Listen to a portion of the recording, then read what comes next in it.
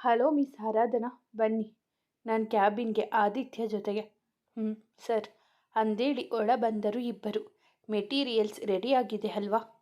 ರೆಡಿಯಾಗಿದ್ದರೆ ನಾಳೆ ಅದನ್ನು ಸೇಫಾಗಿ ಕಳಿಸೋ ಜವಾಬ್ದಾರಿ ನಿಮ್ಮಿಬ್ಬರದು. ಓಕೆ ಸರ್ ಎಂದರು ಅವರಿಬ್ಬರು. ಅವರ ಮಾತು ಮುಗಿದ ನಂತರ ಹೊರಡಲನುವಾದರು. ಅಷ್ಟರಲ್ಲಿ ರಾಘು ಆರಾಧನನ ತಡೆದನು. ಮಿಸ್ ಆರಾಧನಾ ಅವರೇ, ಒಂದು ನಿಮಿಷ ನೀವಿಲ್ಲೇ ಇರಿ. ಏನು ಹೇಳಿ? ತಗೊಳ್ಳಿ, ಇದನ್ನು ನೋಡಿ ಸೈನ್ ಮಾಡಿ. ಓದಿದ ತಕ್ಷಣ ಕಣ್ಣು ಕಿರಿದಾಗಿಸಿ ಅವನನ್ನು ಒಮ್ಮೆ ನೋಡಿ ಮತ್ತೆ ಪೇಪರ್ನತ್ತ ದೃಷ್ಟಿ ಹಾಯಿಸಿದಳು. ಏನು ಮೇಡಮ್ ಹಾಗೆ ನೋಡ್ತಿದ್ದೀರಾ? ಇದೆಲ್ಲ ನಿಜವಾ ಸರ್? ಹೌದು ಮಿಸ್ ಆರಾಧನಾ ಅವರೇ, ನಿಮ್ಮನ್ನು ನನ್ನ PA ಆಗಿ ನೇಮಕ ಮಾಡಿದ್ದೇನೆ. ಸೊ ಹೇಗೂ ನೀವು ಜಾಯಿನ್ ಆದಾಗ 5 ವರ್ಷ ಅಂತ ಅಗ್ರಿಮೆಂಟ್ ಮಾಡ್ಕೊಂಡಿದ್ದೀರಾ ಅಲ್ವಾ? ಈಗ ನಾನು ಅದನ್ನು ಚೇಂಜ್ ಮಾಡಿ ಹೊಸದಾಗಿ ಪೇಪರ್ಸ್ ರೆಡಿ ಮಾಡಿದ್ದೀನಿ. ಒಂದು ಸಲ ನೋಡಿ ಓದ್ಬಿಟ್ಟು ಸೈನ್ ಮಾಡಿ. ಯೋಚಿಸುತ್ತಾ ನಿಂತಳು. ಇದರಿಂದ ನನಗೇನಾದರೂ ಉಪಯೋಗವಿದೆಯಾ ಎಂದು. ಅಷ್ಟರಲ್ಲಿ ಒಳಗೆ ಬಂದ ಅಭಿ, ಎಷ್ಟು ಅಂತ ಯೋಚನೆ ಮಾಡ್ತಿದ್ದೀರಾ ಮೇಡಮ್, ಒಂದು ಸಹಿ ಹಾಕಲಿಕ್ಕೆ? ಅಭಿ ಸರ್, ಈಗಲೂ ನನಗೆ ನಂಬಿಕೆ ಬರ್ತಿಲ್ಲ. ನನಗೆ ಈ ಪೋಸ್ಟ್ ಕೊಡುತ್ತಿದ್ದೀರಲ್ಲ, ಇದಕ್ಕೆ ನಾನು ಅರ್ಹಳ ಎಂದು ಯೋಚನೆ ಮಾಡ್ತಿದ್ದೆ ಸರ್. ನೋಡಮ್ಮ, ಇದರಲ್ಲಿ ಯೋಚನೆ ಮಾಡುವಂಥದ್ದು ಏನಿದೆ? ನಮ್ಮ ರಾಘು ಸುಖ ಸುಮ್ಮನೆ ಯಾರನ್ನು ನಂಬುವವನಲ್ಲ.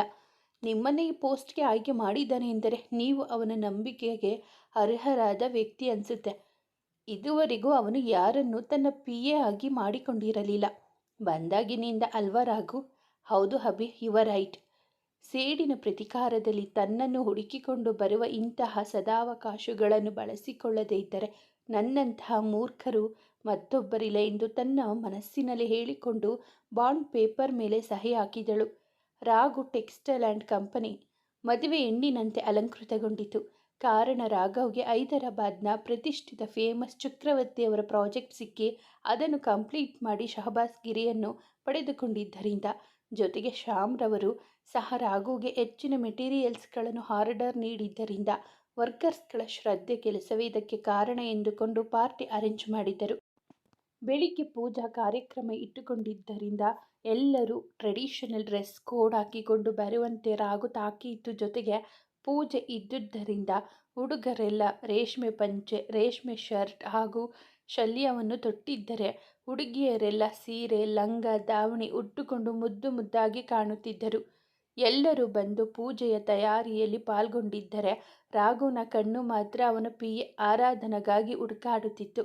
ಕೊನೆಗೂ ಬಂದಳು ಅವನ PA ಆದಿತ್ಯ ಜೊತೆಲಿ ಅವನ ಮನ ಕೆಡಿಸಲು. ಕಣ್ಣು ಕಿರಿದಾಗಿಸಿಕೊಂಡು ಅವಳನ್ನೇ ನೋಡುತ್ತಿದ್ದವನು, ಇವಳ್ಯಾಕೆ ಆದಿತ್ಯ ಜೊತೆ ಇಷ್ಟೊಂದು ಚೆನ್ನಾಗಿ ಮಾತನಾಡಿಕೊಂಡು ಬರ್ತಿದ್ದಾಳೆ? ಅವರಿಬ್ಬರ ಮಧ್ಯೆ ಏನಾದರೂ ಪ್ರೀತಿ ಹುಟ್ಟಿತಾ? ಮುಂದೆ ಅವನಿಗೆ ಹೇಳಲು ಮನಸ್ಸೇಕೋ ಒಪ್ಪಲಿಲ್ಲ. ನಾನು ಯಾಕೆ ಅವಳ ಬಗ್ಗೆ ಥಿಂಕ್ ಮಾಡಲಿ? ಅವಳು ಯಾರ ಜೊತೆ ಬಂದರೆ ನನಗೆ ಏನು? ಅವರಿಬ್ಬರು ಸ್ನೇಹಿತರು, ಯಾಕಾಗಿರಬಾರದು ಎಂದುಕೊಂಡು ಅದನ್ನು ಅಲ್ಲಿಗೆ ಕೈ ಬಿಟ್ಟವನೇ ಅವರಿಬ್ಬರನ್ನು ಖುಷಿಯಿಂದಲೇ ಬರಮಾಡಿಕೊಂಡನು. ಪೂಜೆ ಇನ್ನೇನು ಶುರುವಾಗುವುದರಲ್ಲಿತ್ತು. ರಾಘು ಮನೆಯವರೆಲ್ಲರೂ ಒಂದು ಕಡೆ ಸೇರಿದರು. ಆರಾಧನಾ ಜಿಂಕೆ ಮರಿಯಂತೆ ಅತ್ತಿತ್ತ ಓಡಾಡಿಕೊಂಡು ಕೆಲಸ ಮಾಡುತ್ತಿದ್ದಳು. ಎಲ್ಲರ ಕಣ್ಣಿಗೂ ಅಪ್ಸರೆಯಂತೆ ಕಂಡಿದ್ದಳು. ಆರಾಧನಳನ್ನು ಕಂಡ ಸಂತೋಷ್ರವರು, ಹೇಗಿದೆಯಾ ಪುಟ್ಟ ಎಂದರು. ಅವರನ್ನು ನೋಡಿದವಳೆ ಅವರ ಕಾಲಿಗೆ ಬಿದ್ದು ನಮಸ್ಕರಿಸಿದಳು. ಅವರನ್ನು ಕಂಡರೆ ಅದೇನೋ ಗೌರವ ಭಾವ ಅವಳಿಗೆ. ಸಂತೋಷ್ರವರಿಗೂ ಅವಳು ಅಂಜು ಅಂತೆ ಇನ್ನೊಬ್ಬ ಮಗಳಂತೆ ಕಂಡಳು. ಮಾತನಾಡುತ್ತಲೇ ಸಂತೋಷ್ರವರು ತಮ್ಮ ಫ್ಯಾಮಿಲಿಯನ್ನು ಪರಿಚಯಿಸಿದರು. ಜಾನಕಿಯವರ ಕಾಲಿಗೆ ಬಿದ್ದು ನಮಸ್ಕರಿಸಿದಳು. ಜಾನಕಿಯವರಿಗೆ ಅವಳನ್ನು ಮೊದಲೇ ಎಲ್ಲೋ ನೋಡಿದ ನೆನಪು. ಹಾಗಾಗಿ ಅವಳನ್ನು ಕೇಳಿದರು. ಅವಳಿಗೂ ಸರಿಯಾಗಿ ನೆನಪಿಗೆ ಬರಲಿಲ್ಲ. ಎಲ್ಲಿ ನೋಡಿರಬಹುದು ಇವರನ್ನು ಎಂದುಕೊಂಡಳು ಮನದಲ್ಲಿ. ಅಂಜು ತಕ್ಷಣ ನೆನಪಿಸಿಕೊಂಡವಳೆ, ದೊಡ್ಡಮ್ಮ, ಅವರನ್ನು ಮೊದಲಿಗೆ ನಾವು ರಾಯರ ಸನ್ನಿಧಾನದಲ್ಲಿ ನೋಡಿದ್ದು ಅಲ್ಲವೇ? ಅಲ್ಲಿನ ಪೂಜಾರಿಗಳು ನಮಗೆ ಇವರ ಬಗ್ಗೆ ಹೇಳಿ ಇವರ ಪರಿಚಯ ಮಾಡಿಸಿದ್ದು ಇವರೇ ಅಲ್ವಾ? ಅವತ್ತು ಹಾಡಿದ್ದು. ಆವಾಗಲೇ ಆರಾಧನಾಗೂ ಆ ದಿನದ ಅವರ ಭೇಟಿ ನೆನಪಾದದ್ದು. ಇವರು ಆ ರಾಘು ಸರ್ ಅಮ್ಮನ ಎಂದುಕೊಂಡು ಮನದಲ್ಲಿ ದೇವರಿಗೆ 101 ಥ್ಯಾಂಕ್ಸ್ ಹೇಳಿದಳು. ತನ್ನ ಕೆಲಸ ಸುಲಭವಾಗಬೇಕೆಂದರೆ ಇವರನ್ನು ಬುಟ್ಟಿಗೆ ಹಾಕಿಕೊಂಡು ಎಲ್ಲರ ಬಗ್ಗೆ ತಿಳಿದುಕೊಳ್ಳಬಹುದೆಂದು ಅವಳನ್ನು ಎಚ್ಚರಿಸಿದ್ದು ಅಂಜು ಕೂಗು. ಹಾಯ್ ಆರಾಧನಾ ಅವರೇ, ನಾನು ಅವತ್ತು ಆಫೀಸಿಗೆ ಬಂದಾಗ ನಿಮ್ಮನ್ನು ಸರಿಯಾಗಿ ನೋಡದೆ ಇರಲಿಲ್ಲ. ಸಾರಿ, ಅದಕ್ಕೆ ಅವತ್ತು ನೀವು ನೆನಪಾಗಲಿಲ್ಲ. ಆರಾಧನಾ ಸಹ ರಾಘವ್ನ ಬಗ್ಗೆ ಆಲೋಚಿಸುತ್ತಾ ಇದ್ದುದರಿಂದ ಅವಳು ಸಹ ಅಂಜುನ ಸರಿಯಾಗಿ ಗಮನಿಸಿರಲಿಲ್ಲ. ಪರವಾಗಿಲ್ಲ ಮೇಡಮ್. ಅಯ್ಯೋ ಆರಾಧನಾ ಅವರೇ, ಇದೇನಿದು ಮೇಡಮ್ ಗೀಡಮ್ ಅಂದ್ಕೊಂಡು ಅಷ್ಟೆಲ್ಲ ಫಾರ್ಮಾಲಿಟೀಸ್ ಬೇಡ, ಅಂಜು ಅಂತ ಕರೀರಿ, ಲೆಟ್ಸ್ ಬಿ ಗುಡ್ ಫ್ರೆಂಡ್ ಎಂದು ಕೈ ಚಾಚಿದಳು. ಸರಿ ಅಂಜು ಅವರೇ. ಅವಳನ್ನೇ ನೋಡಿದ ಅಂಜು ಕಣ್ಣು ಕಿರಿದಾಗಿಸಿದಳು. ಯಾಕೆ, ಏನಾಯಿತು ಅಂಜು ಅವರೇ, ಮುಖ ಯಾಕೆ ಈ ಥರ ಮಾಡ್ಕೊಂಡಿದ್ದೀರಾ? ಅಲ್ಲಮ್ಮ ಆರಾಧನಾ, ಅವಳು ಈಗ ತಾನೇ ನಿನ್ನ ಫ್ರೆಂಡ್ ಅಂತ ಅಂದುಕೊಂಡು ಮಾತನಾಡಿಸಿದರೆ ನೀನೇ ಅವರೇ ಇವರೇ ಬೇಳೆಕಾಳು ಅಂದುಕೊಂಡು ಮಾತನಾಡಿಸಿದರೆ ಕೋಪ ಬರಲ್ವಾ ಅವಳಿಗೆ? ಅದಕ್ಕೆ ಹೀಗೆ ಮುಖ ಮಾಡಿಕೊಂಡಿದ್ದಾಳೆ.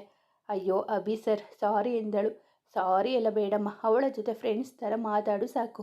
ಮನೆಯವರೆಲ್ಲರೂ ಹೌದಮ್ಮ ಆರಾಧನಾ, ಇನ್ಮೇಲೆ ನೀವಿಬ್ಬರು ಗುಡ್ ಫ್ರೆಂಡ್ ಥರ ಇರಿ ಎಂದರು. ಅಂಜು ಸಾರಿ ಕಣೋ ಎಂದು ಕಿವಿ ಹಿಡಿದುಕೊಂಡಳು. ಸರಿ, ಇನ್ಮೇಲೆ ನಾನು ನಿನ್ನ ಹಾರು ಅಂತ ಕರಿತೀನಿ, ಓಕೆನಾ ಎಂದಳು. ಸರಿನಮ್ಮ, ನಿನ್ನಿಷ್ಟ. ಅವರೆಲ್ಲರ ಮಾತನ್ನು ಕೇಳಿಸಿಕೊಂಡ ರಾಘು, ಇವಳಿಗೆ ನಮ್ಮ ಮನೆಯವರು ಮೊದಲೇ ಪರಿಚಯ ಇರೋದ್ರಿಂದ ಹೇಗೆ ನಗ್ತಾ ನಗ್ತಾ ಮಾತಾಡ್ತಾ ಇದ್ದಾಳೆ ನೋಡು, ಬಜಾರಿ ಎಂದುಕೊಂಡ. ಪೂಜೆಯು ಶುರುವಾಯಿತು. ಆರಾಧನಾ ಜಾನಕಿಯವರು ಒತ್ತಾಯ ಮಾಡಿದ್ದರಿಂದ ಸುಶ್ರಾವ್ಯವಾಗಿ ಆಡಿದಳು. ಎಲ್ಲರೂ ಒಂದು ಕ್ಷಣ ತಟಸ್ಥರಾಗಿ ಅವಳ ಹಾಡನ್ನು ಕೇಳತೊಡಗಿದರು. ಅವಳ ಹಾಡಿಗೆ ಎಲ್ಲರೂ ಚಪ್ಪಾಳೆ ತಟ್ಟಿ ಉರಿದುಂಬಿಸಿದರು. ರಾಘವನ ಕಣ್ಣು ಅವಳ ಮೇಲೆ ಇದ್ದಿತು. ಎಷ್ಟು ಸುಂದರವಾಗಿ ಆಡ್ತಾಳೆ, ಜೊತೆಗೆ ಮಹಾಲಕ್ಷ್ಮಿ ಥರ ಕಾಣ್ತಿದ್ದಾಳೆ. ಇವಳನ್ನು ಕೈ ಹಿಡಿಯುವ ಪುಣ್ಯ ಮಾಡಿದ್ದಾನೆ ಎಂದುಕೊಂಡ. ಹಸಿರು ಬಣ್ಣದ ರೇಷ್ಮೆ ಸೀರೆಗೆ ಕೆಂಪು ಅಂಚಿರುವ ಸೀರೆಯನ್ನುಟ್ಟು ಕೂದಲು ತುರುಬು ಕಟ್ಟಿ ಮಲ್ಲಿಗೆ ಹೂ ಮುಡಿದಿದ್ದಳು. ರಾಘುನ ಕಣ್ಣು ಆರಾಧನಳ ಮೇಲಿದ್ದರೆ ನೇತ್ರ ಕಣ್ಣು ರಾಘುನ ಮೇಲಿದ್ದಿತು. ಅಂಜು ಅಂತೂ ಒಂದೇ ದಿನದಲ್ಲಿ ಆರಾಧನಳನ್ನು ಹಚ್ಚಿಕೊಂಡು ಬಿಟ್ಟಿದ್ದಳು. ಅವಳು ಹಿಂದೆ ಮುಂದೆ ಸುತ್ತಾಡುತ್ತಿದ್ದಳು ಅವಳ ಬಾಲದಂತೆ. ಅಬಿಗಂತೂ ಅಂಜು ಮೇಲೆ ಕೋಪ. ಮುದ್ದು ಗೊಂಬೆಯಂತೆ ಕಾಣುತ್ತಿದ್ದಳು. ಅವನ ಕಣ್ಣಿಗೆ ಬೆಳಿಗ್ಗೆಯಿಂದ ಅವನ ಕೈಗೆ ಸಿಗದೆ ಸತಾಯಿಸುತ್ತಿದ್ದಳು. ಪೂಜೆ ಮುಗಿದ ನಂತರ ಮಧ್ಯಾಹ್ನ ಎಲ್ಲರೂ ಊಟಕ್ಕೆ ಕುಳಿತರು. ಊಟದ ವ್ಯವಸ್ಥೆ ಇತ್ತು. ಜೊತೆಗೆ ಸಂಜೆ ಪಾರ್ಟಿ ಇದ್ದುದರಿಂದ ಹುಡುಗಿಯರೆಲ್ಲ ಡ್ರೆಸ್ಸಿಂಗ್ ರೂಮಿಗೆ ಹೋದರು ಪಾರ್ಟಿಗೆ ರೆಡಿಯಾಗಲು. ಅಂಜು ಸಹ ಆರಾಧನಳನ್ನು ಕರೆದುಕೊಂಡು ರೆಡಿಯಾಗಲು ಹೊರಡಬೇಕೆನ್ನುವಷ್ಟರಲ್ಲಿ ಅಭಿ ಆರಾಧನಳ ಮುಂದೆ ಬಂದು, ಆಂಟಿ ನಿಮ್ಮನ್ನು ಕರೀತಿದ್ದಾರೆ, ನೀವು ಹೋಗಬೇಕಂತೆ ಎಂದನು. ಅಂಜುನ ಕೋಪದಿಂದ ನೋಡಿ ಆರಾಧನಾಗೆ ಈಗ ಅರ್ಥವಾಯಿತು. ಅವನ ಚಡಪಡಿಕೆ ಸುಮ್ಮನೆ ತಲೆ ಆಡಿಸಿ ನಕ್ಕು ಅಲ್ಲಿಂದ ಹೋದಳು. ಅಂಜು ಕೈ ಹಿಡಿದುಕೊಂಡು ತನ್ನ ಕ್ಯಾಬಿನ್ಗೆ ಕರೆದುಕೊಂಡು ಬಂದವನೇ ಅವಳನ್ನು ಬಿಟ್ಟು ಡೋರ್ ಲಾಕ್ ಮಾಡಿ ಅವಳ ಮುಂದೆ ಬಂದನು. ಅವನು ಮುಂದೆ ಬಂದಂತೆ ಅವಳು ಹಿಂದೆ ಹಿಂದೆ ಹೋಗುತ್ತಿದ್ದಳು. ಏನೆಚ್ಚಿನ ಕುರಳಿ, ಇಷ್ಟು ಚೆನ್ನಾಗಿ ರೆಡಿಯಾಗಿ ನನ್ನ ತಲೆ ಕೆಡಿಸಿ ಕಣ್ಣು ತಪ್ಪಿಸಿಕೊಂಡು ಓಡಾಡ್ತಿದ್ದೀಯಾ? ಅದು ಕೆಲಸ ಇದೆ, ನಾನು ಹೋಗಬೇಕು, ಡೋರ್ ಓಪನ್ ಮಾಡು ಪ್ಲೀಸ್. ಹಲೋ ಮೇಡಮ್, ಬೆಳಗ್ಗೆಯಿಂದ ನನ್ನ ಕೈಗೆ ಸಿಗದೆ ಆಟ ಆಡಿಸಿ ಈಗ ಸಿಕ್ಕಿಕೊಂಡಿದ್ದೀಯಾ? ನೀನು ಹಾಗೆ ಸುಮ್ಮನೆ ಬಿಟ್ಬಿಡ್ತೀನಾ? ಪ್ಲೀಸ್ ಅಭಿ, ನಾನು ಹೋಗಬೇಕು ಬಿಡು. ಸರಿ, ಹೋಗುವಂತೆ ಇರು. ನಿನ್ನ ಕಣ್ತುಂಬ ನೋಡಬೇಕು ನಾನು. ಇಲ್ಲೇ ನಿಲ್ಲು, ಆಮೇಲೆ ಬೇಕಾದರೆ ಹೋಗುವಂತೆ. ಅವಳ ಅಂದವನ್ನು ಕಣ್ತುಂಬಿಕೊಂಡವನೇ ಅವಳನ್ನು ಬಳಸಿ ಅವಳ ಹಣೆಗೆ ಮುತ್ತಿಟ್ಟು ಇವಾಗ ಹೋಗು ಎಂದ. ಸರಿ ಎಂದವಳೆ ಹೋಗಿ ಮತ್ತೆ ಬಂದು ಅವನನ್ನು ತಬ್ಬಿ ಅವನ ಬೆನ್ನಿಗೆ ಮುತ್ತಿಟ್ಟು ಓಡಿದಳು. ತರಲೆ ಹುಡುಗಿ ಎಂದುಕೊಂಡು ರಾಘವನ ಬಳಿ ಹೋದನು. ಇತ್ತ ಅಂಜು ಆರಾಧನನ ಕಂಡವಳೆ, ವಾವಾರು, ಮಾಡ್ರನ್ ಡ್ರೆಸ್ನಲ್ಲಿ ಎಷ್ಟು ಚೆನ್ನಾಗಿ ಕಾಣ್ತಿದ್ದೀಯ ಗೊತ್ತಾ ಎಂದು ಪಾರ್ಟಿ ಹಾಲ್ಗೆ ಕರೆದುಕೊಂಡು ಬಂದಳು. ರಾಘವ್ನಂತೂ ಅವಳನ್ನು ನೋಡಿ ಈ ಬಜಾರಿ ಎಲ್ಲ ಡ್ರೆಸ್ನಲ್ಲೂ ಮುದ್ದಾಗಿ ಕಾಣ್ತಿದ್ದಾಳೆ ಎಂದು ಪುನಃ ಅವಳನ್ನೇ ನೋಡುತ್ತಿದ್ದನು. ಅದನ್ನು ರಾಘವನ ಮನೆಯವರೆಲ್ಲರೂ ಅವನಿಗೆ ಗೊತ್ತಿಲ್ಲದಂತೆ ಅವನನ್ನು ಗಮನಿಸಿದ್ದರು. ನಮ್ಮ ರಾಘುಗೆ ತಕ್ಕ ಜೋಡಿ ಎಂದರು ಜಾನಕಿಯವರು. ಎಲ್ಲರೂ ಅವರ ಮಾತಿಗೆ ಹೌದು ಎಂದು ತಲೆಯಾಡಿಸಿದರು, ಸುಲೋಚನ ದಂಪತಿಗಳನ್ನು ಬಿಟ್ಟು. ಒಂದು ಕ್ಷಣ ಸಂತೋಷರವರಿಗೂ ರಾಘುಗೆ ಇವಳನ್ನು ತಂದುಕೋಬೇಕು ಎಂದು ಅನಿಸಿದರು. ಸುಲೋಚನಾಗೆ ನೇತ್ರಾಳನ್ನೇ ತಮ್ಮ ಸೊಸೆಯಾಗಿ ಮಾಡಿಕೊಳ್ಳುವೆ ಎಂದು ಮಾತು ಕೊಟ್ಟಿದ್ದರಿಂದ ಸುಮ್ಮನಾದರು. ನೇತ್ರಾಗಂತೂ ಆರಾಧನಳನ್ನು ನೋಡಿ ಹೊಟ್ಟೆ ಹುರಿಯುತ್ತಿತ್ತು. ಅವಳ ಬಳಿ ಬಂದವಳೆ, ಏನೇ ಆರಾಧನಾ, ಇಷ್ಟೊಂದು ಅಲಂಕಾರ ಮಾಡಿಕೊಂಡು ಬಂದು ಯಾರನ್ನು ಬುಟ್ಟಿಗೆ ಹಾಕೊಬೇಕು ಅಂತ ಬಂದಿದ್ಯಾ? ವ್ಯಂಗ್ಯವಾಡಿದಳು. ನೇತ್ರ ಮೇಡಮ್, ಯಾಕೀಗ ಮಾತಾಡ್ತಿದ್ದೀರಾ? ನಾನೇನು ಮಾಡಿದೆ ಈಗ ಅಂಥದ್ದು? ಮಾಯಾಂಗಿಣಿ ಥರ ಹಾಡಬೇಡ್ವೆ. ನಿನ್ನಂಥವರನ್ನು ನಾನು ತುಂಬ ನೋಡಿಬಿಟ್ಟಿದ್ದೀನಿ. ನಿಮ್ಮಂಥವರ ಬುದ್ಧಿ ನಂಗೆ ಗೊತ್ತಿಲ್ವ ಎಂದಳು. ಮೇಡಮ್, ಏನಾಯಿತು ಈಗ? ಅವಾಗಲಿಂದ ನಾನು ನೋಡ್ತಾನೆ ಇದ್ದೀನಿ. ಸುಮ್ಮನೆ ಇದ್ದೀನಿ ಅಂತ ನಿಮಗೆ ಇಷ್ಟ ಬಂದ ಹಾಗೆ ಮಾತಾಡ್ತಿದ್ದೀರಲ್ಲ ಎಂದಳು ಕೋಪದಲ್ಲಿ. ಸಾಕು ಮುಚ್ಚೆ ಬಾಯಿ. ಮಿಡಲ್ ಕ್ಲಾಸ್ ಹುಡುಗಿ ನೀನು. ನನ್ನ ಹತ್ರನೇ ಧ್ವನಿ ಎತ್ತಿ ಮಾತಾಡ್ತಿದ್ದೀಯಾ? ಎಷ್ಟೇ ಕೊಬ್ಬು ನಿನಗೆ? ನಾನು ನಿಮ್ಮ ಟೀಮ್ ಹೆಡ್ ಅನ್ನೋದನ್ನು ಮರಿಬೇಡ. ಜಾಸ್ತಿ ಮಾತಾಡಿದ್ಯೋ ತೊಲಗಾಚೆ ಎಂದು ಜೋರಾಗಿ ಕೂಗಿ ಅವಳ ಕೆನ್ನೆಗೆ ಬಾರಿಸಲು ಬಂದವಳನ್ನು ಒಂದು ಕೈ ತಡೆಯಿತು. ಅವರ ಕಣ್ಣು ಕೋಪದಿಂದ ಕೆಂಪಾಗಿತ್ತು. ಅದನ್ನು ನೋಡಿದ್ದವಳೆ ಒಂದು ಕ್ಷಣ ಬೆಚ್ಚಿ ನಿಂತಳು.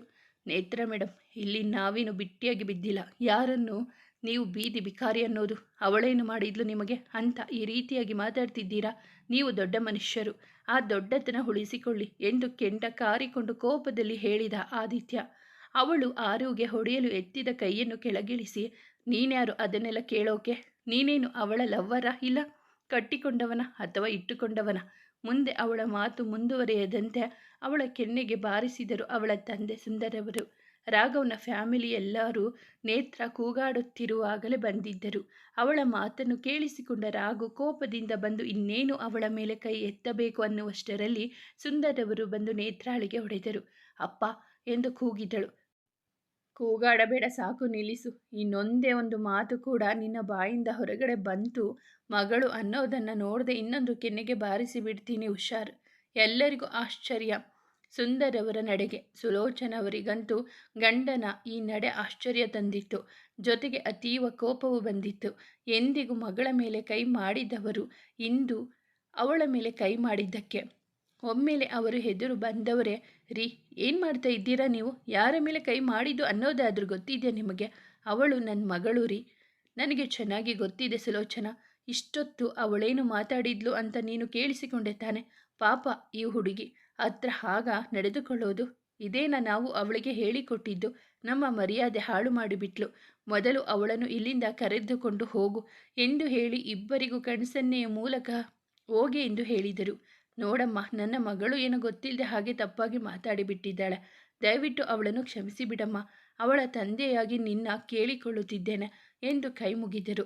ಅಯ್ಯೋ ಸರ್, ನೀವು ದೊಡ್ಡವರು, ಹಾಗೆಲ್ಲ ಕೈ ಮುಗಿಬಾರ್ದು ಎಂದು ಅಳುತ್ತಲೇ ಆರಾಧನೆ ಹೇಳಿದಾಗ ಅವಳ ತಲೆಯನ್ನು ಸವರಿ ಅಲ್ಲಿಂದ ಸರಿದರು. ಸಂತೋಷರವರು ಅವಳ ಎದುರು ಬಂದವರೇ ಅಳುತ್ತಾ ನಿಂತಿದ್ದ ಆರಾಧನಳನ್ನು ಎದೆಗಾನಿಸಿಕೊಂಡು ಸಮಾಧಾನಪಡಿಸಿದರು. ದಯವಿಟ್ಟು ನಮ್ಮನ್ನು ಕ್ಷಮಿಸಿಬಿಡಿ. ಅವಳಿಂದ ನೀವಿಬ್ಬರು ಅವಮಾನ ಎದುರಿಸಬೇಕಾಯಿತು. ಆಗಿದ್ದೆಲ್ಲದಕ್ಕೂ ನಾನು ಕ್ಷಮೆ ಕೇಳ್ತೀನಿ ಎಂದು 6 ಆದಿ ಹತ್ತಿರ ಬಂದವರೇ ಕೈ ಮುಗಿದರು. ಅವರಿಬ್ಬರು ಸಂತೋಷರವರ ಕೈ ಹಿಡಿದುಕೊಂಡು, ನೀವೇನು ಕ್ಷಮೆ ಕೇಳೋ ಅಗತ್ಯವಿಲ್ಲ ಸರ್, ಇದರಲ್ಲಿ ನಿಮ್ಮದೇನೂ ತಪ್ಪಿಲ್ಲ, ನಾವಿನ್ನು ಹೊರಡುತ್ತೇವೆ ಎಂದು ಅವರಿಗೆ ಮಾತನಾಡಲು ಅವಕಾಶ ಕೊಡದೆ ಅಳುತ್ತಿರುವ ಆರಾಧನಳ ಕೈಯನ್ನು ಹಿಡಿದುಕೊಂಡೇ ಹೊರಟ ಹಾದಿ. ಆರಾಧನಳ ಕಣ್ಣೀರನ್ನು ಕಂಡ ರಾಘುಗೆ ಮನದಲ್ಲೇನೋ ಬೇಸರ. ಅದೇನೆಂದು ಅವನಿಗೂ ಸಹ ಗೊತ್ತಿಲ್ಲ. ಎಲ್ಲರೂ ಬೇಸರದಲ್ಲಿಯೇ ಹೊರಟರು. ಅಲ್ಲವೇ ಪುಟ್ಟ, ಅವಳು ಅಷ್ಟು ಬೈಯುತ್ತಾ ಇದ್ದರು ಸುಮ್ಮನೆ ನಿಂತಿದ್ದೀಯಲ್ಲ, ಏನಾಗಿತ್ತು ನಿನಗೆ? ಮಾತನಾಡೋಕೆ ಎಂದನು ಕೋಪದಿಂದ. ಅವಳು ಹಾಗೆಲ್ಲ ನಿನ್ನ ಬಗ್ಗೆ ಮಾತನಾಡಬೇಕಾದರೆ ನನಗೆಷ್ಟು ನೋವಾಗ್ತಿತ್ತು ಗೊತ್ತಾ? ಅಲ್ಲ ಹಾದಿ, ಅವಳು ಏನೋ ಹೇಳಿದ್ಲು ಅಂತ ನಾನು ಯಾಕೆ ತಲೆಕೆಡಿಸಿಕೊಳ್ಳಲಿ ಹೇಳು?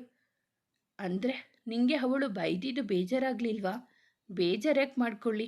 ಅವಳು ಯಾಕೆ ಹಾಗೆ ಮಾತಾಡಿದ್ಲು ಅಂತ ನನಗೆ ಗೊತ್ತಿರಬೇಕಾದ್ರೆ. ಏನು ಗೊತ್ತು ನಿನಗೆ ಅವಳು ಯಾಕೆ ಹಾಗೆ ಮಾತನಾಡಿದಳು? ನೀನು ಏನು ಹೇಳ್ತಿದ್ದೀಯಾ ಅಂತ ಸ್ವಲ್ಪ ಬಿಡಿಸಿ ಹೇಳಮ್ಮ. ಅದು ಇವತ್ತು ಆ ರಾಘವ್ ಇದ್ದಾನಲ್ಲ ಹಾದಿ, ಅವರ ಮನೆಯವರು ನನ್ನ ಕಡೆ ನೋಡಿಕೊಂಡು ಏನೇನೋ ಮಾತಾಡ್ತಿದ್ರು. ಅವರ ಮುಖದಲ್ಲಿ ಖುಷಿ ಕಾಣ್ತಿತ್ತು. ಜೊತೆಗೆ ಸಂತೋಷ್ ಸರ್ ತುಂಬ ಹೊಗಳ್ತಾ ಇದ್ರು. ಆಮೇಲೆ ಅದೇನಾಯ್ತೋ ಗೊತ್ತಿಲ್ಲ ಹಾದಿ. ಈ ಸ್ಟುಪಿಡ್ ಸ್ಯಾಡಿಸ್ಟ್ ನೇತ್ರ ಕೋಪದಿಂದ ನನ್ನೆದುರು ಬಂದು ಈ ಥರ ಎಲ್ಲ ಮಾತಾಡಿದ್ಲು ಅಷ್ಟೆ. ಇವಳು ಆ ರಾಘುನ ಅತ್ತೆ ಮಗಳಲ್ವಾ? ಅವನ ದುರಹಂಕಾರ ಇವಳಿಗೂ ಬಂದಿರಬೇಕು ಅನಿಸುತ್ತೆ. ಅದಕ್ಕೆ ಹೀಗೆಲ್ಲ ಆಡುತ್ತಿದ್ದಾಳೆ. ಅದು ಅಲ್ಲದೆ ಇವತ್ತು ಹುಡುಗರೆಲ್ಲ ನನ್ನನ್ನೇ ನೋಡ್ತಿದ್ರು ಗೊತ್ತಾ ಆದಿ? ಜೊತೆಗೆ ರಾಘುನು ನೋಡ್ತಿದ್ದ. ಅದಕ್ಕೆ ಇವಳಿಗೆ ಹೊಟ್ಟೆ ಕಿಚ್ಚಿರಬೇಕು. ಅದಕ್ಕೆಲ್ಲ ಸೊಪ್ಪು ಹಾಕುವವಳಲ್ಲ ನಾನು. ಅವಳಿನ್ನು ನನ್ನ ಮುಂದೆ ಬಚ್ಚ ಕಾಮಿಡಿ ಪೀಸ್ ಅವಳು. ಅವಳ ಬಗ್ಗೆ ಯಾಕೆ ತಲೆಕೆಡಿಸಿಕೊಳ್ಳಲಿ? ಅದು ಸರಿ, ರಾಘು ಯಾಕೆ ನಿನ್ನ ನೋಡ್ತಿದ್ದ? ನನಗೇನು ಗೊತ್ತು ಹಾದಿ. ಸರಿ, ಇಷ್ಟೆಲ್ಲ ಯೋಚನೆ ಮಾಡಿದವಳು ಯಾಕೆ ಕಳ್ಕೊಂಡು ನಿಂತಿದ್ದೆ? ಈ 6 ಲಾಭ ಇಲ್ಲದೆ ಯಾವ ಕೆಲಸನೂ ಮಾಡಲ್ಲ ಅಂತ ಗೊತ್ತಿಲ್ವ ಹಾದಿ ನಿಂಗೆ? ಇದೆಲ್ಲ ಸಿಂಪತಿ ಗಿಟ್ಟಿಸಿಕೊಳ್ಳೋಕೆ ನಾನಾಡಿದ ನಾಟಕ. ಆದರೆ ನನ್ನ ಮೇಲೆ ಆ ನೇತ್ರ ಕೈ ಮಾಡೋಕೆ ಬಂದಳು ಅಲ್ವಾ, ಅವಳಿಗೆ ಬುದ್ಧಿ ಕಲಿಸದೆ ಇರಲ್ಲ ನೋಡ್ತಿರು. ಸರಿ ಪುಟ್ಟ, ನಾವು ಬಂದು ಇಷ್ಟು ದಿನ ಆಯಿತು. ಒಂದು ಸಲ ಅಷ್ಟೇ ನಾವು ಮೆಟೀರಿಯಲ್ಸ್ನ ಚೇಂಜ್ ಮಾಡಿ ಆ ರಾಘುಗೆ ಅವಮಾನ ಆಗೋ ಥರ ಏನೋ ಮಾಡಿದ್ವಿ. ಆದರೆ ಏನು ನಮಗೇನು ಲಾಭ ಆಗಲಿಲ್ವೋ?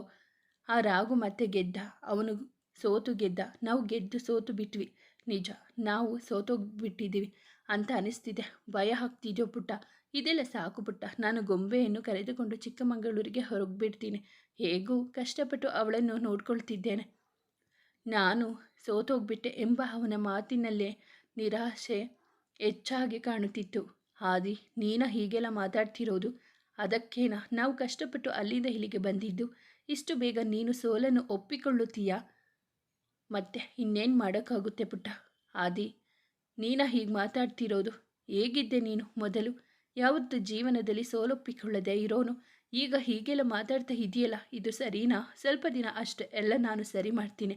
ಸರಿ ಪುಟ್ಟ, ನೀರಿಗೆ ಇಳಿದಾಗಿದೆ. ಚಳಿನೋ ಮಳೆನೋ ಏನೇ ಬಂದರೂ ಎದೆಗುಂದಲ್ಲ ಕಣೋ, ಮಾತೇ ಇಲ್ಲ.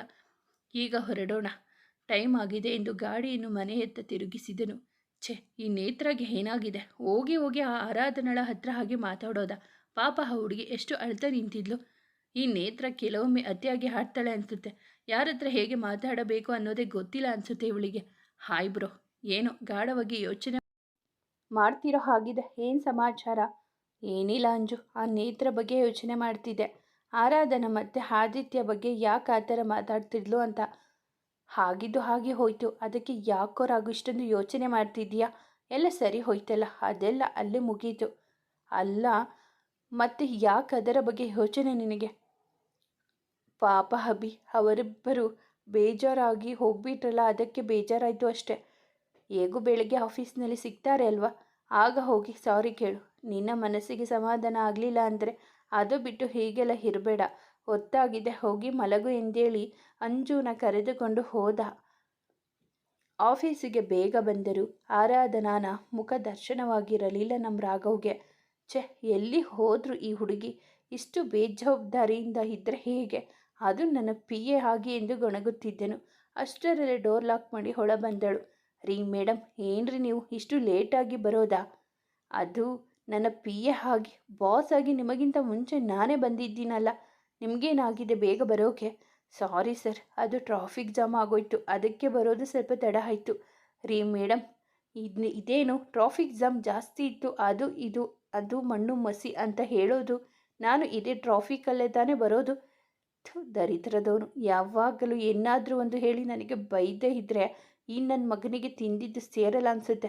ಈ ಗೂಬೆ ದ್ರಾಬೆ ನನ್ನ ಮಗನಿಗೆ ಎಂದು ಮನಸ್ಸಿನಲ್ಲೇ ಹೋಗಿದ್ದು ಅಷ್ಟಾರ್ಚನೆ ಮಾಡುತ್ತಿದ್ದಳು. ಏನ್ರಿ ಹಾಗೆ ನಿಂತಿದ್ದೀರಾ? ಬನ್ನಿ ಇಲ್ಲಿ. ಏನು ಹೇಳಿ ಸರ್? ಎಲ್ಲಿ ನಿಮ್ಮ ಪಾರ್ಟ್ನರ್ ಆದಿತ್ಯ? ಸರ್, ಅವರು ಕಾವೇರಿ ಟೆಕ್ಸ್ಟೈಲ್ಗೆ ಹೋಗಿದ್ದಾರೆ ಸರ್. ನೀವು ಇವಾಗಲೇ ಅಲ್ವಾ ಬಂದಿದ್ದು, ಅದೇಗೆ ನಿಮಗೆ ಗೊತ್ತಾಯಿತು? ಸರ್, ಅವರು ನನಗೆ ಕಾಲ್ ಮಾಡಿ ಹೇಳಿದರು ಸರ್, ಹಾಗಾಗಿ ಗೊತ್ತಾಯಿತು. ಅಲ್ಲ ಮೇಡಮ್, ಬಾಸ್ ನಾನು ತಾನೆ, ನನಗೆ ಹೇಳೋದು ಬಿಟ್ಟು ಅದ್ಯಾಕೆ ನಿಮಗೆ ಹೇಳಿದರು? ಸರಿ ಬಿಡಿ, ಅವರು ಬಂದಾಗ ನನ್ನ ಮೀಟ್ ಮಾಡೋಕೆ ಹೇಳಿ. ಹಾಗೇನೆ ನಮ್ಮ ಫ್ಯಾಮಿಲಿ ಕಡೆಯಿಂದ ನಿಮಗೆ ಬೇಜಾರಾಗಿದ್ದಕ್ಕೆ ಸಾರಿ ಮಾ. ಪ್ಲೀಸ್ ನೀವು ಅದನ್ನೆಲ್ಲ ತಲೆಗೆ ಹಾಕೊಂಬೇಡಿ, ಸರಿನಾ? ನಾನು ಅದನ್ನು ನಿನ್ನೆನೇ ಮರೆತುಬಿಟ್ಟೆ ಬಾಸ್. ಕೆಲಸ ಎಲ್ಲ ಚೆನ್ನಾಗಿ ನಡೀತಿದೆ ಅಲ್ವಾ? ನಿಮಗೇನು ಪ್ರಾಬ್ಲಮ್ ಇಲ್ಲ ತಾನೇ ಹ್ಯಾಂಡಲ್ ಮಾಡೋಕ್ಕೆ? ಇಲ್ಲಿ ನನ್ನ PA ಆಗಿ ಕೆಲಸ ಮಾಡ್ತಾ ಆ ಕಡೆ ಡಿಸೈನಿಂಗ್ ಕೂಡ ರೆಡಿ ಮಾಡ್ತಿದ್ದೀರಲ್ಲ, ಅದಕ್ಕೆ ಕೇಳಿದೆ. ಇಲ್ಲ ಬಾಸ್, ನನಗೇನು ಪ್ರಾಬ್ಲಮ್ ಇಲ್ಲ, ನಾನು ಎರಡನ್ನು ಮ್ಯಾನೇಜ್ ಮಾಡಬಲ್ಲೆ. ಏನು ಅಷ್ಟೊಂದು ಕಾನ್ಫಿಡೆಂಟಲ್ಲಿ ಹೇಳ್ತಿದ್ದೀರಾ? ಓವರ್ ಕಾನ್ಫಿಡೆನ್ಸ್ ತುಂಬ ಒಳ್ಳೆಯದಲ್ಲ ಮೇಡಮ್. ಹಾಗೇನೂ ಇಲ್ಲ ಬಾಸ್, ನನಗೆ ನನ್ನ ಕೆಲಸದ ಮೇಲೆ ಶ್ರದ್ಧೆ ಪ್ರೀತಿ ಇದೆ. ಕಷ್ಟಪಟ್ಟು ಮನಸ್ಸಿಂದ ಮಾಡಿದರೆ ಯಾವ ಕೆಲಸನೂ ಕಷ್ಟ ಅನಿಸಲ್ಲ ಬಾಸ್. ಗುಡ್. ಈ ಮಾತನ್ನು ಹೇಳೋದು ಮುಖ್ಯ ಅಲ್ಲ, ಹೇಳಿದ್ದನ್ನು ಮಾಡಿ ತೋರಿಸಿ ಹೋಗಿ. ಸರಿ ಸರ್, ನಾ ಹೊರಡ್ತೀನಿ. ಡಿಸೈನ್ ನೋಡಿ ಸರಿಯಾಗಿ ಇದೆಯೋ ಇಲ್ಲವೋ ಅಂತ ಚೆಕ್ ಮಾಡಬೇಕು. ಬೃಂದಾವನ. ನೇತ್ರಪುಟ್ಟ, ಎದ್ದೇಳು ಸ್ವೀಟಿ, ರಾತ್ರಿಯಿಂದ ಏನೂ ತಿಂದಿಲ್ಲ. ನಿನಗೆ ಇಷ್ಟಂತ ಬೆಳಗ್ಗೆ ಬೆಳಗ್ಗೆನೆ ಪೂರಿ ಸಾಗು ಎಲ್ಲ ಮಾಡಿಸಿದ್ದೀನಿ, ತಿನ್ನಮ್ಮ. ಮಮ್ಮಿ, ನನಗೆ ಕೋಪ ಬರೆಸ್ಬೇಡ, ಹೋಗು ಆಚೆ. ಎಲ್ಲಾನು ಆ ನಿನ್ನ ಗಂಡನಿಗೆ ಕೊಡೋವು, ನನ್ನ ಮೇಲೇ ಕೈ ಮಾಡ್ತಾರೆ. ಪುಟ್ಟ, ಅವರು ಬರಲಿ ಇರು ಮನೆಗೆ, ಆಮೇಲೆ ಅವರನ್ನು ವಿಚಾರಿಸ್ಕೊಳ್ತೇನೆ. ನೀನು ಕೋಪ ಮಾಡಿಕೊಳ್ಳದೆ ಊಟ ಮಾಡು ಎಂದರು. ಸರಿ ಮಮ್ಮಿ, ನೀನು ಹೇಳ್ತಿದ್ದೀಯ ಅಂತ ಊಟ ಮಾಡ್ತಿದ್ದೀನಿ. ಆದರೆ ನನಗೆ ಡ್ಯಾಡಿ ಯಾಕೆ ಹೊಡೆದರು ಅದು ಎಲ್ಲರ ಮುಂದೆ ಅನ್ನೋದು ನನಗೆ ಗೊತ್ತಾಗಬೇಕು ಅಷ್ಟೆ. ಇಲ್ಲ ಅಂದರೆ ನಾನು ಈ ಮನೆಯಲ್ಲಿ ಇರಲ್ಲ, ಮನೆ ಬಿಟ್ಟು ಹೋಗ್ತೀನಿ. ರಾಘವನು ಬೇಡ, ಇವರ ಮನೆ ಸಹವಾಸನೂ ಬೇಡ, ಈ ಆಸ್ತಿ ಪಾಸ್ತಿ ಯಾವುದು ಬೇಡ ನನಗೆ. ಅಲ್ಲ ಮಮ್ಮಿ, ನನಗೇನು ಕಮ್ಮಿ ಆಗಿದೆ ಅಂತ ಆ ರಾಘು ನನ್ನ ರಿಜೆಕ್ಟ್ ಮಾಡಿ ಮದುವೆ ಆಗಲ್ಲ ಅಂತಿದ್ದಾನೆ. ಎಷ್ಟು ಕೊಬ್ಬಿರಬೇಕೋ ಅವನಿಗೆ, ಹೀಡಿಯಟ್. ಅದರಲ್ಲಿ ಬೇರೆ ಆರಾಧನ ಬಗ್ಗೆ ನನ್ನ ಕಣ್ಮುಂದೇನೆ ಮಾತನಾಡಬೇಕಾದರೆ ನನಗೆ ಹೇಗಾಗಿರಬೇಡ ಮಮ್ಮಿ. ಇವರಿಗೆಲ್ಲ ಏನಾಗಿದೆ? ಆಫ್ಟರ್ ಆಲ್ ನಮ್ಮ ಕೈ ಕೆಳಗಡೆ ಕೆಲಸ ಮಾಡೋ ಭಿಕಾರಿಯವಳು. ಅವಳಿಗೆ ರಾಗು ಜೋಡಿ ಮಾಡಿದರೆ ಹೇಗೆ ಅಂತಿದ್ದಾರಲ್ಲ. ಎಷ್ಟು ಧೈರ್ಯ ಇರಬೇಕು ಇವರಿಗೆಲ್ಲ. ಇವರನ್ನೆಲ್ಲ ನೋಡ್ತಿದ್ರೆ ನನಗೆ ತಲೆ ಕೆಟ್ಟು ಹೋಗ್ತಿದೆ ಮಮ್ಮಿ. ನೇತ್ರ, ಕೂಲ್ ಡೌನ್. ನೀನು ಜಾಸ್ತಿ ಯೋಚನೆ ಮಾಡಬೇಡ. ಅವಳು ಹೆಸರು ಹೇಳಿದ್ದಿಲ್ಲ. ಯಾರು ಅವಳು? ಏನದು ಅವಳ ಹೆಸರು? ಆರಾಧನಾ ಅಂತ ಮಮ್ಮಿ ಅವಳ ಹೆಸರು. ಸರಿ ನೇತ್ರ ಪುಟ್ಟ, ಅದನ್ನೆಲ್ಲ ಬಿಡು. ಈಗ ಹೊರಗಡೆ ಹೋಗಿ ಎಂಜಾಯ್ ಮಾಡಿಕೊಂಡು ಬಾ. ಲೇಟ್ ನೈಟ್ ಪಾರ್ಟಿಗೆ ಹೋಗು, ಇಲ್ಲ ಪಬ್ಗೆ ಹೋಗು. ಒಟ್ಟಿನಲ್ಲಿ ನೀನು ವಾಪಸ್ ಮನೆಗೆ ಬರಬೇಕಾದ್ರೆ ಖುಷಿಯಿಂದ ಬರಬೇಕು ಮಗಳೇ, ಸರಿನಾ? ಮಮ್ಮಿ ಥ್ಯಾಂಕ್ ಯು ಎಂದು ಹಪ್ಪಿ ಹೋದಳು. ಕಾವೇರಿ ಟೆಕ್ಸ್ಟೈಲ್ನಿಂದ ಬಂದ ಆದಿತ್ಯ ಡೋರ್ ಲಾಕ್ ಮಾಡಿ ರಾಘುನ ಕ್ಯಾಬಿನ್ ಒಳ ಬಂದನು. ಹೇಳಿ ಆದಿತ್ಯ ಅವರೇ, ಏನು ವಿಷಯ? ಏನಾದರೂ ಪ್ರಾಬ್ಲಮ್ ಆಗಿದೆಯಾ? ಇಲ್ಲ ಸರ್, ಹಾಗೇನಿಲ್ಲ. ಎಲ್ಲ ಡಿಸೈನ್ಸ್ ರೆಡಿ ಆಗಿದೆ. ಸ್ಯಾಂಪಲ್ಗೆ ಅಂತ ಒಂದಿಷ್ಟು ಮೆಟೀರಿಯಲ್ಸ್ ತಗೊಂಡು ಬಾ ಅಂತ ಶ್ಯಾಮ್ ಸರ್ ಹೇಳಿದರು. ಅದಕ್ಕೆ ಹೋಗಿದ್ದೆ. ನನಗಿಂತ ಮುಂಚೆ ನಿಮಗೆ ಕಾಲ್ ಮಾಡಿದ್ರಂತೆ. ನಿಮಗೆ ಕನೆಕ್ಟ್ ಆಗಲಿಲ್ಲ ಅಂತ ಆಫೀಸ್ಗೆ ಫೋನ್ ಮಾಡಿದರು ಬೆಳಗ್ಗೆನೆ. ಸೊ ಅದಕ್ಕೆ ನಾನೇ ನಿಮ್ಮ ಬದಲು ಹೋಗಿ ಬಂದೆ. ಅಭಿ ಸರ್ಗೆ ಹೇಳಿದ್ದೆ, ಅವರೇ ಹೋಗು ಅಂತ ಹೇಳಿದರು. ಅದಕ್ಕೆ ಹೋಗಿದ್ದೆ. I am extremely sorry sir ಎಂದನು ತಲೆ ತಗ್ಗಿಸಿ. ಇಟ್ಸ್ ಓಕೆ ಆದಿತ್ಯ, ಅದಕ್ಕೆ ಯಾಕೆ ಈ ಥರ ತಪ್ಪು ಮಾಡಿದವರ ಥರ ತಲೆ ತಗ್ಗಿಸ್ತಿದ್ದೀರಾ? ನೀವೇನು ತಪ್ಪು ಮಾಡಿಲ್ಲ ಅಂದ ಮೇಲೆ ತಲೆ ಎತ್ತಿ ಮಾತಾಡಿ. ಅಭಿ ಹೇಳಿದ್ದಾನೆ ಅಂದ ಮೇಲೆ ನನ್ನ ಪರ್ಮಿಷನ್ ತಗೊಳ್ಳೋ ಅವಶ್ಯಕತೆಯೇ ಇಲ್ಲ. Okay, be cool man. Thank you sir. Aditya ಅವರೇ, ಅದು ಐ ಆಮ್ ಸಾರಿ, ನಮ್ಮ ಫ್ಯಾಮಿಲಿ ಕಡೆಯಿಂದ. ಅವನ ಮಾತನ್ನು ತಡೆ ಹಿಡಿದ ಆದಿತ್ಯ. ಅಯ್ಯೋ ಸರ್, ನಾನು ಅದನ್ನು ನೆನ್ನೆನೇ ಮರೆತು ಬಿಟ್ಟಿದ್ದೇನೆ. ಮತ್ತೆ ಮತ್ತೆ ಅದನ್ನೇ ಕೆದಕೋದು ಚೆನ್ನಾಗಿರಲ್ಲ ಅಲ್ವಾ ಸರ್? ಥ್ಯಾಂಕ್ ಯು ಆದಿತ್ಯ ಅವರೇ. ಆರಾಧನಾ ಅವರು ಕೂಡ ಆಗ ಇದನ್ನೇ ಹೇಳಿದರು. ಹೌದಪ್ಪ ಹೌದು, ಇನ್ನೇನು ಮಾಡ್ತಾಳೆ ಹೇಳು? ಎಲ್ಲಾನು ಅಲ್ಲೂ ಕಚ್ಚಿಕೊಂಡು ಸಹಿಸಿಕೊಳ್ಳುತ್ತಿದ್ದಾಳೆ. ತಲೆ ಬಿಸಿಗೆ ಏನು ಮಾಡಬೇಕು ಅಂತ ಹೊರ್ತಾನೆ ಇಲ್ಲ. ನಮಗೆ ಕೆಲಸ ಆಗಬೇಕು ಅಂದರೆ ಹಸುವಿನ ಥರ ಮುಗ್ಧತೆಯಿಂದ ಇರಬೇಕಲ್ವ? ಅದಕ್ಕೆ ಹೀಗೆ ಇರೋದು ನಾವು. ಹಸು ವೇಷದಲ್ಲಿರೋ ಹಸಿದ ಹೆಬ್ಬುಲಿಗಳು ನಾವು. ಬೇಟೆಯಾಡೋಕ್ಕೆ ಸರಿಯಾದ ಸಮಯ ಇದೆಲ್ಲ ಅಂತ ಈ ಥರ ಇದ್ದೀವಿ ಎಂದುಕೊಂಡನು ಮನಸ್ಸಲ್ಲಿ. ಸರಿ ಆದಿತ್ಯ, ಅಕೌಂಟ್ಸ್ ಎಲ್ಲ ಚೆಕ್ ಮಾಡಿ ಏನಾದರೂ ಕರೆಕ್ಷನ್ ಮಾಡೋದಿದ್ದರೆ ಕರೆಕ್ಷನ್ ಮಾಡಿ ಆರಾಧನಾ ಅವರ ಕೈಲಿ ಕೊಟ್ಟು ಕಳಿಸಿ. ಸರಿ ಸರ್. ಅಭಿ ರಾಘು ಮನೆಗೆ ಬಂದಾಗ ಅದಾಗಲೇ ಸಮಯ ರಾತ್ರಿ 9 ಗಂಟೆ ತೋರಿಸುತ್ತಿತ್ತು. ಫ್ರೆಶ್ ಅಪ್ ಆಗಿ ರಾಘು ಅಭಿ ಬಂದಿದ್ದರೂ ಸಹ ನೇತ್ರ ಇನ್ನೂ ಬಂದಿರಲಿಲ್ಲ. ಸುಲೋಚನಾ, ಹೋಗಮ್ಮ ನೇತ್ರನ ಕರೆದುಕೊಂಡು ಬಾ ಊಟಕ್ಕೆ. ಇಲ್ಲ ಅಣ್ಣ, ಅವಳಿಗೆ ಯಾಕೋ ಹಸಿವಿಲ್ಲ ಅಂತ ನಿನ್ನೆಯಿಂದ ಊಟ ಮಾಡದೆ ಕೂತಿದ್ದಾಳೆ. ನಿನ್ನೆ ಆಗಿರೋ ಇನ್ಸಿಡೆಂಟನ್ನು ನೆನೆದು. ಎಲ್ಲ ಆಗಿದ್ದು ಇವರಿಂದಾನೆ. ನಾನೇನು ಮಾಡಿದೆ ಈಗ? ನೀವೇ ಹೇಳಿ ಬಾವ, ನಾನು ಮಾಡಿದ್ದು ತಪ್ಪಾ? ಸುಮ್ಮನೆ ಇರ್ರಿ. ನೀವು ಯಾರ್ಯಾರೋ ಮುಂದೇನೆ ನನ್ನ ಮಗಳಿಗೆ ಹೊಡಿತೀರಲ್ಲ, ಅವಳಿಗೆ ಎಷ್ಟು ಹರ್ಟ್ ಆಗಿರುತ್ತೆ ಅಂತ ನೀವು ಯಾರಾದರೂ ಯೋಚನೆ ಮಾಡಿದ್ದೀರಾ? ಹೋಗಲಿ, ನೀವು ಯಾರಾದರೂ ಒಬ್ಬರು ಅವಳ ಜೊತೆ ಮಾತಾಡಿದ್ದೀರಾ? ನೀನು ಕೂಡ ಮಾತನಾಡಲಿಲ್ಲ ಅಲ್ಲವಾ ಅಣ್ಣ? ಸರಿ, ನೀನು ಬೇಜಾರು ಮಾಡ್ಕೊಬೇಡ ಸುಲೋಚನಾ. ರಾಘು ಹೋಗಿ ಅವಳನ್ನು ಊಟಕ್ಕೆ ಕರೆದುಕೊಂಡು ಬರ್ತಾನೆ, ಸರಿನಾ? ಅಪ್ಪ, ನಾನಾ? ಅವನ ಅಕ್ಕಪಕ್ಕ ಕೂತು ಅಂಜು ಅಭಿ ಅವನ ಕಿವಿಯ ಬಳಿ ಬಂದು, ಹೋಗಪ್ಪ ಹೋಗು, ನಿನ್ನ ಹುಡುಗಿನ ಸಮಾಧಾನ ಮಾಡಿ ಕರ್ಕೊಂಡು ಬಾ. ಬರಲಿಲ್ಲ ಅಂದರೆ ಮುದ್ದು ಮಾಡಿ ಆದರೂ ಎತ್ತಾಕೊಂಡು ಬಾ ಎಂದು ಅವನನ್ನು ಹಣಕಿಸುತ್ತಿದ್ದರು. ಮಕ್ಕಳ ಸುಮ್ಮನೆ ಇದ್ದರೆ ಸರಿ. ಇವಾಗ ನೀವಿಬ್ಬರು. ರಾಘು, ಏನದು ಗುಸುಗುಸು ಅಂತ? ಹೋಗಿ ನೇತ್ರನ ಕರೆದುಕೊಂಡು ಬಾ. ಸರಿ ಡ್ಯಾಡ್ ಎಂದು ಹೊರಟನು ನೇತ್ರಾಳ ರೂಮಿನತ್ತ. ನೇತ್ರ ಡೋರ್ ಲಾಕ್ ಮಾಡಿ ಆರಾಮವಾಗಿ ಕುಳಿತು ಟಿವಿ ನೋಡುತ್ತಿದ್ದಳು, ಕೈಯಲ್ಲಿ ಚಿಪ್ಸ್ ತಿನ್ನುತ್ತಾ. ನೇತ್ರ open the door, I am Raghu year ಎಂದು ಬಾಗಿಲು ತಟ್ಟುತ್ತಿದ್ದನು. ಟಿವಿಯ ಮೇಲೆ ಅವಳ ಗಮನ ಇದ್ದುದರಿಂದ ಅವಳಿಗೆ ಅವನ ಕೂಗು ಕೇಳಿಸುತ್ತಿರಲಿಲ್ಲ. ಕೋಪದಿಂದ ಬಾಗಿಲನ್ನು ಒಂದೇ ಸಮನೆ ಬಡಿಯುತ್ತಿದ್ದನು. ಆ ಶಬ್ದಕ್ಕೆ ಎಚ್ಚರಗೊಂಡವಳೆ, ಯಾರಿದು ಎಂದುಕೊಂಡು ಟಿವಿಯನ್ನು ಆಫ್ ಮಾಡಿ ಸುಮ್ಮನಿದ್ದಳು. ಪುನಃ ರಾಘುನ ಧ್ವನಿ ಕೇಳುತ್ತಲೇ ಡ್ರಾಯರಲ್ಲಿದ್ದ ಗ್ಲಿಸರಿನ್ ತೆಗೆದುಕೊಂಡು ಅದನ್ನು ಕಣ್ಣಿಗೆ ಹಾಕಿಕೊಂಡು ಅಳಲು ಡ್ರಾಮಾ ಶುರು ಮಾಡಿದಳು. ಡೋರ್ ಓಪನ್ ಮಾಡಿ ಒಂದೇ ಸಮನೆ ಅಳುತ್ತಿದ್ದಳು. ಅವಳ ಅಳುವಿಗೆ ಕಾರಣ ಸುಂದರವರೇ ಎಂದು ಗೊತ್ತಿದ್ದರಿಂದ ಅದನ್ನು ಕೆಣಕದೆ, ನೇತ್ರ ಊಟಕ್ಕೆ ಬಾ, ಕೆಳಗೆ ಎಲ್ಲರೂ ಕಾಯುತ್ತಿದ್ದಾರೆ ನಿನಗೋಸ್ಕರ.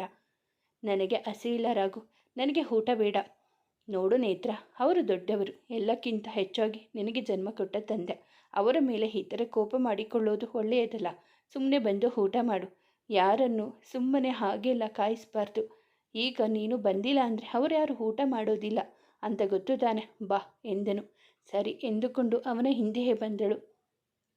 ಅವಳು ಬರುವ ಮೊದಲೇ ಯಾವುದನ್ನು ಕೇಳಿ ಅವಳಿಗೆ ಬೇಜಾರು ಮಾಡಬಾರದೆಂದು ಸಂತೋಷರವರು ಎಲ್ಲರಿಗೂ ಹೇಳಿದ್ದರಿಂದ ಸುಮ್ಮನಿದ್ದರು.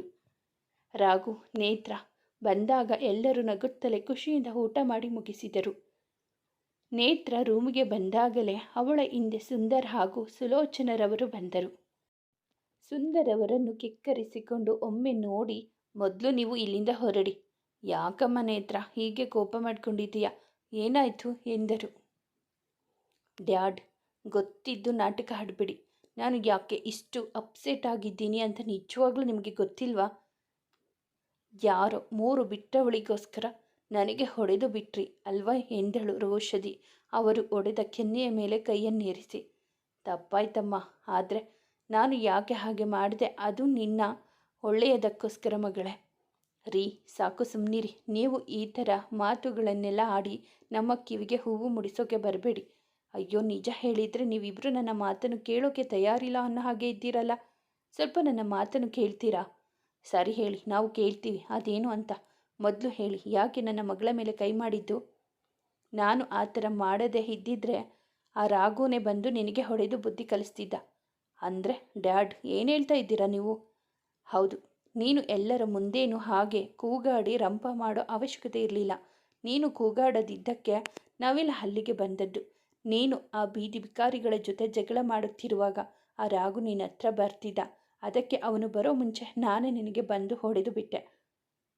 ತಪ್ಪಾಯ್ತು ಮಗಳೇ. ಅವನು ಯಾವನೋ ಬಂದು ನಿನಗೆ ಹೊಡೆಯೋದನ್ನು ನಾನು ನೋಡಿಕೊಂಡು ಸುಮ್ಮನೆ ಇರೋಕ್ಕಾಗುತ್ತಾ? ಅದಕ್ಕೆ ನಾನು ಹಾಗೆ ಮಾಡಿಬಿಟ್ಟೆ. ನೀನು ಅವರ ಮುಂದೆ ಹೀಗೆ ನಡ್ಕೊತಿದ್ದರೆ ಎಲ್ಲರೂ ನಿನ್ನ ಒಳ್ಳೆ ದೃಷ್ಟಿಯಿಂದ ನೋಡಲ್ಲ ಮಗಳೇ. ಆಮೇಲೆ ಈ ರಾಘುನ ನೀನು ಮದುವೆ ಆಗೋಕೆ ಆಗಲ್ಲ, ಈ ಮನೆ ಮಹಾರಾಣಿ ಆಗೋಕೆ ಆಗಲ್ಲ, ನೆನಪಿರಲಿ. ಸದ್ಯಕ್ಕೆ ನಾವು ಒಳ್ಳೆಯವರ ಥರ ಮುಖವಾಡ ಹಾಕಿಕೊಂಡು ಇದ್ದು ಬಿಡಬೇಕು. ಈಗ ನಾನಿಲ್ವ ಹೇಳು? ಯಾರಾದರೂ ನನ್ನ ಬಗ್ಗೆ ತಪ್ಪಾಗಿ ತಿಳಿದುಕೊಳ್ಳೋ ಥರ ನಾನು ಯಾವತ್ತಾದರೂ ನಡೆದುಕೊಂಡಿದ್ದೀನಾ? ನೀವು ಅಮ್ಮ ಮಗಳು ಸ್ವಲ್ಪ ತಾಳ್ಮೆಯಿಂದ ಇದ್ದು ಯೋಚನೆ ಮಾಡೋದನ್ನು ಕಲಿತುಕೊಳ್ಳಿ. ನಾನೇ ನಿನಗೆ ರಾಘುನ ಜೊತೆ ನಿಂತು ಮದುವೆ ಮಾಡಿಸ್ತೀನಿ. ನೀನು ಸ್ವಲ್ಪ ದಿನ ಪಾರ್ಟಿ, ಕ್ಲಬ್ಬು, ಪಬ್ಬು ಅನ್ನೋದನ್ನೆಲ್ಲ ಬಿಟ್ಟು ಮನೆಯಲ್ಲಿ ಇರೋರನ್ನು ಕಲಿ. ಎಲ್ಲರ ಬೇಕು ಬೇಡಗಳನ್ನು ತಿಳಿದುಕೊಂಡು ಮನೆ ಮಗಳ ಥರ ಇರು ಮಗಳೇ. ಆಗ ಈ ಬೃಂದಾವನದ ಇಡೀ ಆಸ್ತಿಯನ್ನು ನಮ್ಮದಾಗಿಸಿಕೊಂಡು ಆಮೇಲೆ ಅವರಿಗೆಲ್ಲ ಒಂದು ಗತಿ ಕಾಣಿಸೋಣ. ರಾಘು, ನೀನು ಹೇಳಿದ್ದನ್ನು ಕೇಳಿಕೊಂಡು ನಿನ್ನ ಕಾಲ ಹತ್ತಿರ ಬಿದ್ದಿರಬೇಕು. ಹಾಗೆ ಮಾಡಿಕೊ. ಇಲ್ಲಿ ಇರೋರೆಲ್ಲ ನಿನ್ನ ಹತ್ರ ಒಂದೊಂದು ರೂಪಾಯಿಗೂ ಕೈ ಚಾಚೋ ಹಾಗೆ ಆಗಬೇಕು. ರೀ, ಇಷ್ಟೆಲ್ಲ ಯೋಚನೆ ಮಾಡ್ತಿದ್ದೀರಾ ನೀವು? ಹೌದೇ? ನಿಮ್ಮ ಥರ ಕೋಪ ಇಲ್ಲ ಪ್ರದರ್ಶನ ಮಾಡಿಕೊಂಡು ಕೆಟ್ಟವರು ಅಂತ ಪಟ್ಟ ಕಟ್ಟಿಸಿಕೊಳ್ಳಕ್ಕಾಗುತ್ತಾ? ಸ್ವಲ್ಪ ನರಿ ಬುದ್ಧಿನೂ ಇರಬೇಕು, ಗೊತ್ತಾಯ್ತಾ? ಆಗಲೇ ನಾವು ಅಂದುಕೊಂಡಿದ್ದನ್ನು ಮಾಡೋಕೆ ಆಗೋದು. ಈಗಲಾದರೂ ಅರ್ಥ ಆಯ್ತಾ? ಹೋ ಡ್ಯಾಡ್, ಈಗ ನನಗೆ ಅರ್ಥ ಆಯಿತು. ಸಾರಿ ನಿಮ್ಮ ಮೇಲೆ ಕೂಗಾಡಿದ್ದಕ್ಕೆ. It's okay Sweety. ನಾಳೆಯಿಂದ ನಿನ್ನ ಡ್ರಾಮಾ ಶುರು. ಮೂವರು ಮುಂದೆ ಆಗೋ ಅಡೆತಡೆಗಳ ಅರಿವಿಲ್ಲದೆ ತಮಗಿಷ್ಟ ಬಂದಂತೆ ನಡೆಯುತ್ತಿದ್ದರು. ಮುಂದುವರಿಯುವುದು.